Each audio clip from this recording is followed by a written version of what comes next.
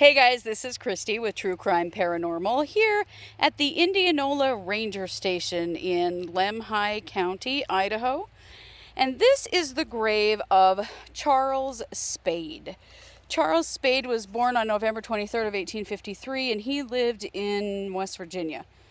He died here in the Indianola area on May 6th of 1909, although it was found later by the coroner that he actually died on May 9th of 1909. Charles had a challenging life. He tried his hand at many things, farming, mining, never really made any of that work until he got here to Indianola. Now what I'm showing you is the Indianola Ranger Station. It's now a ranger station for fire jumpers.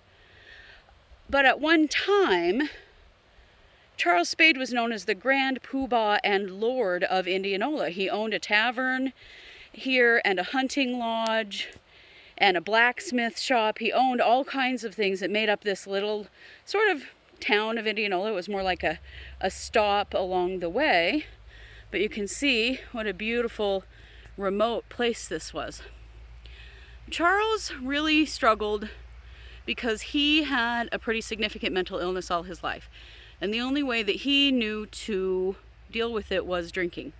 So he became a very heavy alcoholic, and he behaved very strangely. He married his wife, Mary, who was from Salmon, Idaho, and almost immediately she discovered that he had some very serious mental health problems and was very erratic, and she refused to live with him. She moved back to Salmon, Idaho to live with her family and wouldn't stay with him. He made a lot of really strange choices in his life.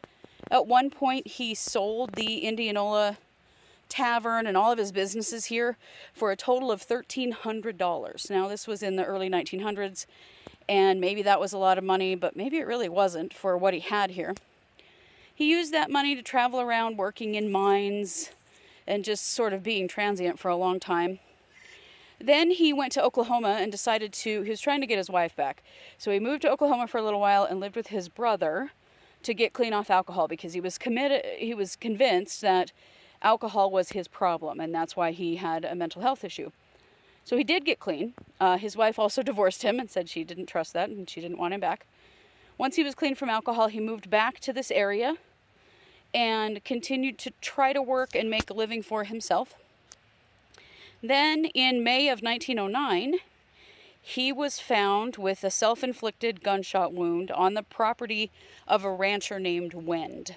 There were some questions around this because Wend said that he broke into his house, stole the gun, walked out on the riverbank and shot himself. But other people said that Charles Spade had been living with Wend and things weren't going so well, and he eventually stole the gun and shot himself. But the date never matched up. So the date on his tombstone is May 6th of 1909, but the coroner determined that he actually died on May 9th of 1909. Now, I've checked into this, kind of felt into it to give my read on it. I do feel that he was living with Wend, but I do still feel it was a self-inflicted gunshot wound. I don't feel he was murdered. I do feel he took Wend's gun and shot himself. Now, this is not that uncommon for this time period and for this location. We have come across many graves that were suicides. It was a tremendously difficult time to live and make a living. And when you consider that he didn't have any other resources at all, he didn't have his wife, his family was back in Oklahoma, and he had a really difficult time supporting himself. And not only that, but he was seriously mentally ill, and he never had any services or resources or doctors to help him with that. And even when he quit the alcohol, he didn't get better. So it's a sad story, but I think it's a story that encapsulates a lot of what happened out here in that time frame when there were so little resources and so few things for people to be able to get help for. And that's what happened to Charles Spade. But standing here at his grave, he has this really nice headstone. For the time period, this is a fantastically nice headstone. Lots of times we're just seeing rocks or pieces of wood, nothing very significant. And in reading about him, it's believed that no one really knows who placed this headstone. But in checking into it, I do feel that it was his ex-wife, Mary.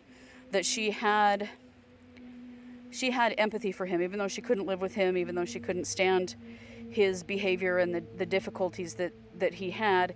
She did still love him, and I do feel that she placed this headstone here for him in his memory. And even now, almost 100 years later, more than 100 years later, it still stands and is in quite amazing condition.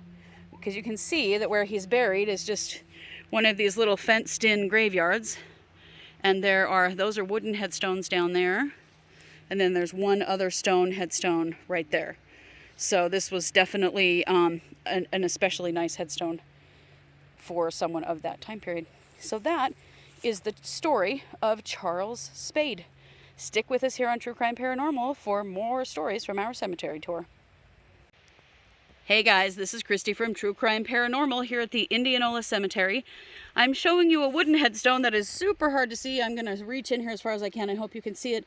This is William Wild Bill Burgess, who died in February of 1909 here in Indianola. So I'm just going to pan out, show you the area as I tell you about Wild Bill. So Wild Bill was from Michigan, and Wild Bill had a real tough time making money. He had a really difficult time getting anything for himself that really worked financially. And so he sort of worked his way from Michigan all the way here to the salmon area of Idaho, trying to get rich. He was trying to make his fortune. He finally landed here, and he had quite a few different jobs. He did mail delivery, he worked in the mines, he worked on